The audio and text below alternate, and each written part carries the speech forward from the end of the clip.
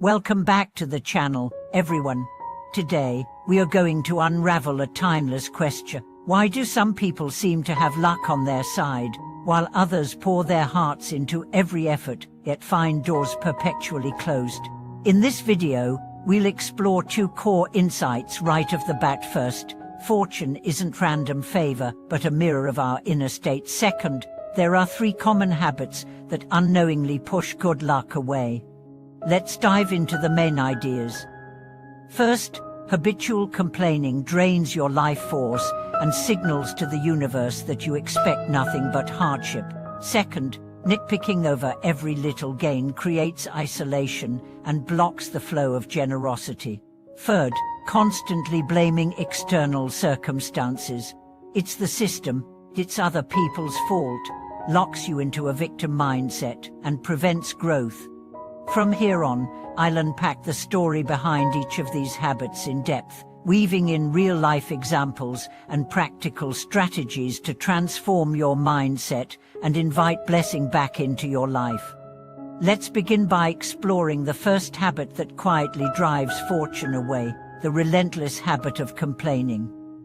Imagine waking up each morning with a running commentary in your head: traffic snarlers, co-workers who don't pull their weight, the rising cost of living, and by midday, you've rehearsed every grievance so often that it feels like background music. Over time, this soundtrack rewires your perception. You start scanning the world for more reasons to complain, and your mood sinks in response.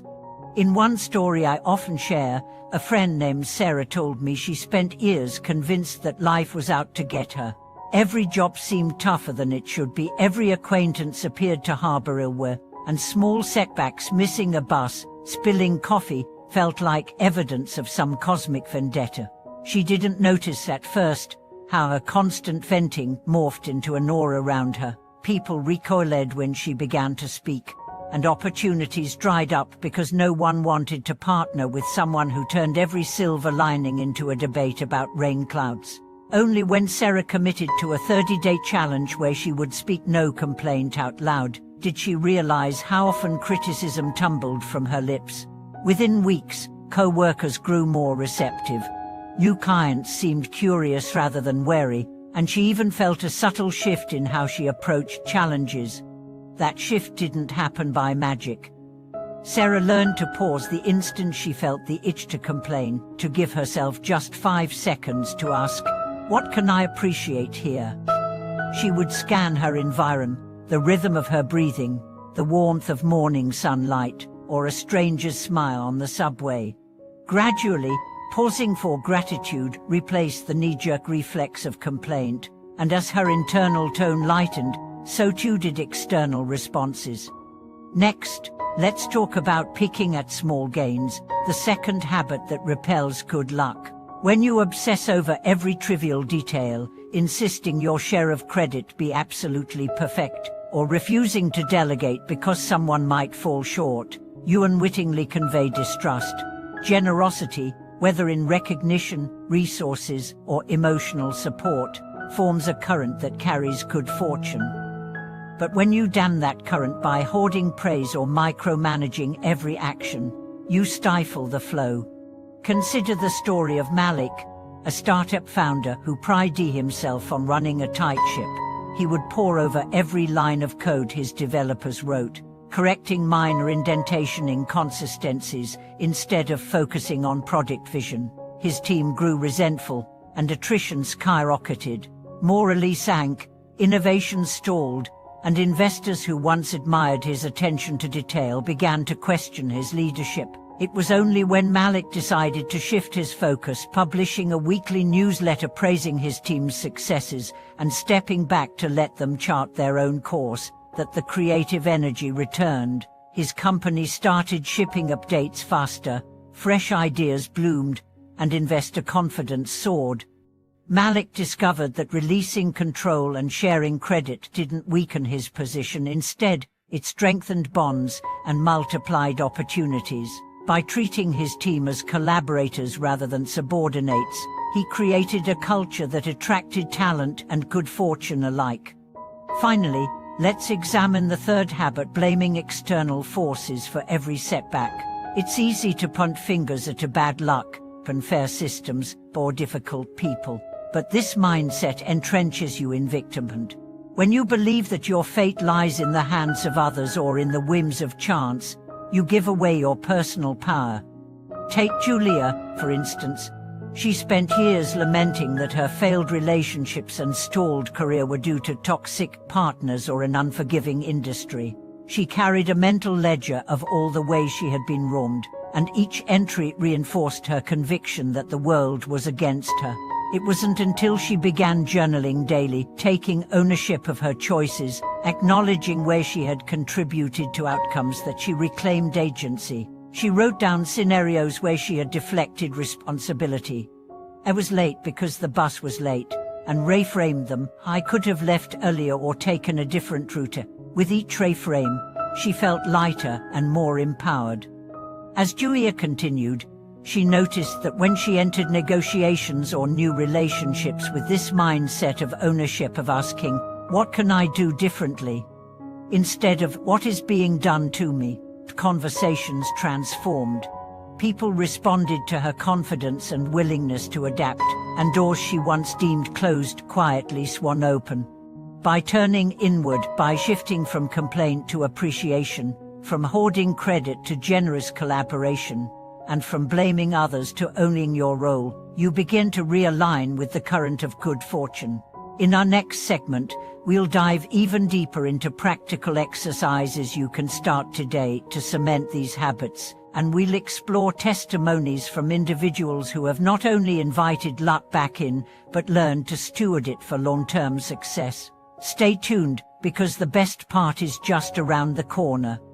Next, let's look at concrete practices you can weave into your daily routine to strengthen these new habits. First, set a daily gratitude pause. Find 3 moments each day, perhaps while making your morning coffee, during your midday walk, or right before bedtime, when you deliberately note one thing you appreciate. Don't just list vague ideas, describe them in vivid detail. If it's the steam rising from your mug, feel the warmth on your fingertips. If it's the laughter of a friend, recall the exact phrasing that made you smile. Anchoring in these details trains your mind to seek out positivity rather than dwell on lack. Second, embrace that credit cascade.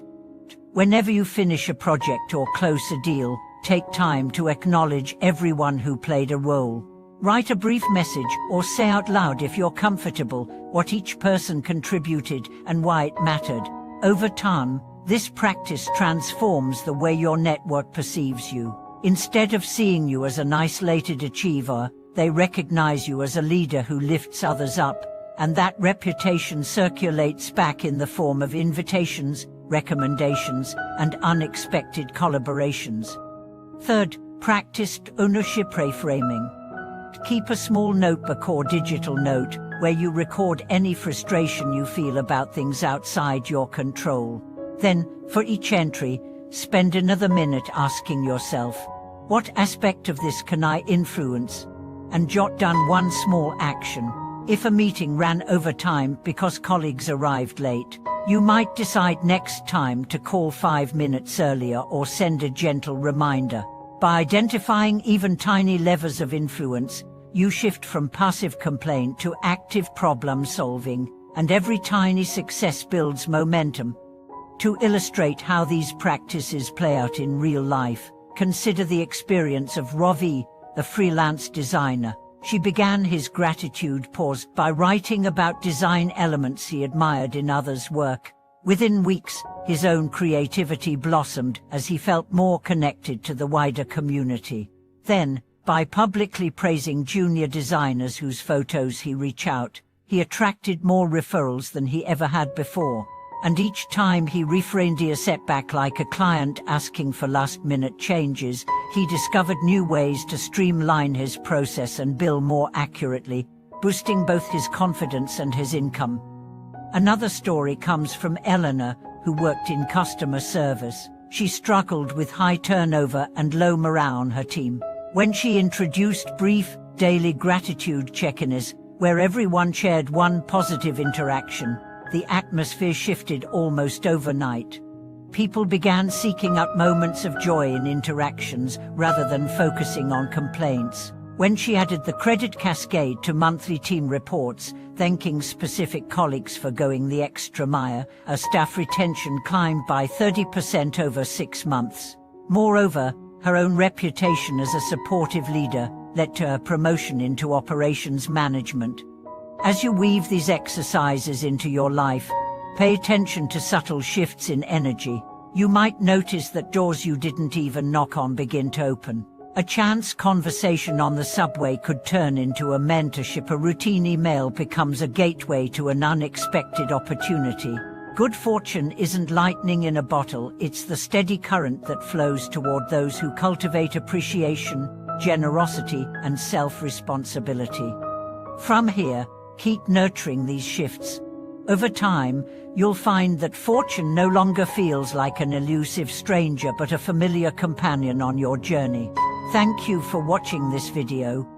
If you found these insights helpful, please like, subscribe, and share your own experiences in the comments below. We'll see you next time.